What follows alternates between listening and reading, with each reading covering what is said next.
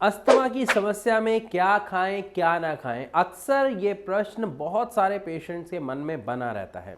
देखिए, generally asthma के patient को ये सजेस्ट किया जाता है कि जो चीज़ उसे ट्रिगर कर रही है वो उसे बिल्कुल छोड़ दे। लेकिन कई बार पेशेंट्स को ये समझने में बहुत समय लग जाता है कि किस चीज़ से उनकी समस्या को ट्रिगर हो रहा है, मतलब वो बढ़ रही है, जिससे उनको सांस लेने में या नॉर्मल रोज़मर्रा के काम करने में ज़्यादा तकलीफ हो रही है।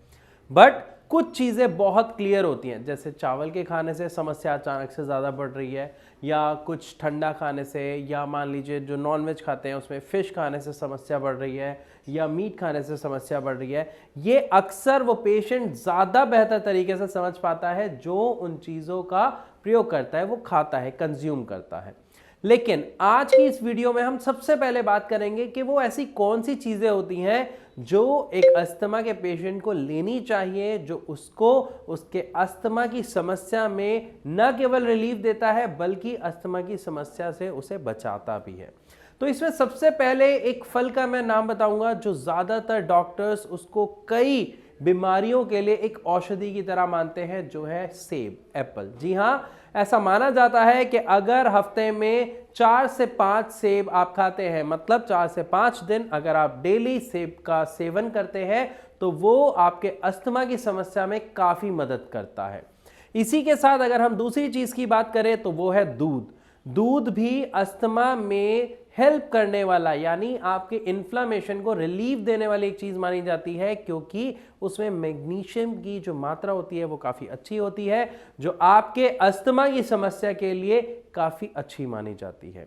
इसके बाद अगर हम बात करें तो बेरीज, जी हाँ, डिफरेंट काइंड ऑफ बेरीज भी अस्थमा के लिए बहुत अच्छी होती हैं, क्योंकि उसमें एंटी इन्फ्लामेटरी गुण होते हैं, यानी ऐसे गुण जिससे जो आपके ब्रोंकाइटिस में या ब्रोंकी होल्स में इन्फ्लामेशन हो रही है, यानी सूजन आ रही है, उसमें कमी लाने में, उनको कम करने में बहुत ही सहायक सिद्ध होती हैं।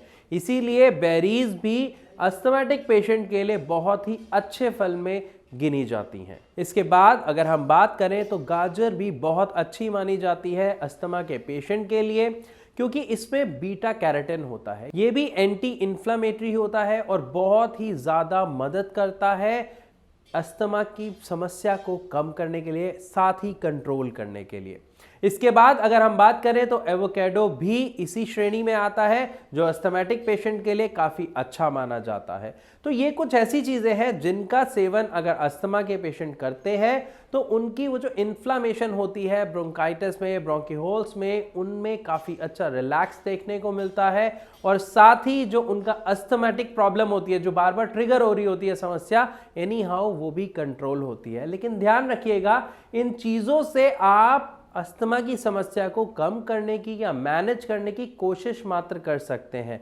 अगर आपको इस समस्या से बाहर आना है, निजात पाना है, तो उसके लिए एक सही दवा बहुत ही आवश्यक हो जाती है। और अगर मैं ट्रीटमेंट और दवा की बात करूं तो होम्योपैथिक दवा अस्थमा के पेशेंट के लिए सबसे बेहतरीन मानी जाती है। रीज़न हम सब जानते हैं, होम्योपैथिक दवा हमारे मुंह में ही घुल के अपना काम करना शुरू कर देती है। एंड द बेस्ट पार्ट, ये समस्या के जड़ पर काम करती है, रूट कॉज पर काम करती है, इसीलिए इसके इफेक्ट बहुत पॉजिटिव होते हैं। एंड वन मोर थिंग कि इसके साइड इफेक्ट्स नहीं होते हैं, इसलिए पेशेंट्स बहुत जल्दी इससे रिजल्ट्स पाते हैं और उनका विश्वास भी होम्योपैथिक मेडिसिन पे काफ़ी ज़्यादा होता है। ये मैं इसलिए इतने कॉन्फिडेंटली बता पा रहा हूँ क्योंकि जब हमारे यानी भारत होम्योपैथी में पेशेंट्स आते हैं, ट्रीटमेंट स्टार्ट करते हैं, और कुछ ही दिनों में जब वो एक पॉजिटिव चेंज और रिजल्ट अपनी प्रॉब्लम में देखते हैं, तो वो खुद बताते हैं कि सर, होम्योपैथिक जो मेडिसिन है उससे जो रिजल्ट उन्हें मिल रहा है वो फार बेटर है कंपैरेटिवली अदर मेडिसिन के। साथ ही यहाँ पे आपको कुछ बातों का और ध्यान रखना है कि जो चीज़ें आपको ट्रिगर करती हैं उनके अवॉइड करें अगर आप कर सकते हैं। जैसे अगर मैं पहली चीज़ की बात करूँ तो ड्राई फ्रूट्स, अक्सर ऐसा देखा जाता है कि ड्राई फ्रूट से अस्थमा की प्रॉब्लम ट्रिगर हो जाती है। साथ ही वाइन एंड बियर ऐसी चीज़ें हैं कि अगर आप उसको कंज्यूम करते हैं तो देखा जाता है कि अस्थमा की प्रॉब्लम उससे ट्रिगर होती है। साथ ही स्मोकिंग, या इवन सर्दियों के समय में हम देखते हैं लोग ज़्यादातर आग जलाते हैं जिसमें धुआं काफ़ी होता है, उस धुएं की वजह से भी सर्दियों में अस्थमा की प्रॉब्लम की खासा शिकायत देखने को मिलती है। अगर आपको या आपके परिवार में किसी को अस्थमा की कोई समस्या है और आप उससे जुड़ा कोई सवाल अगर हमसे पूछना चाहते हैं, आपकी मदद के लिए भारत होम्योपैथी के डॉक्टर्स की पूरी टीम है। आप फ्री ऑफ कॉस्ट उनसे कंसल्ट कर सकते हो। नीचे दिए गए नंबर पर आप उन्हें कॉल करें, अपना सवाल पूछें और जो राय लेना चाहते हैं वो फ्री ऑफ कॉस्ट उनसे ले सकते हैं।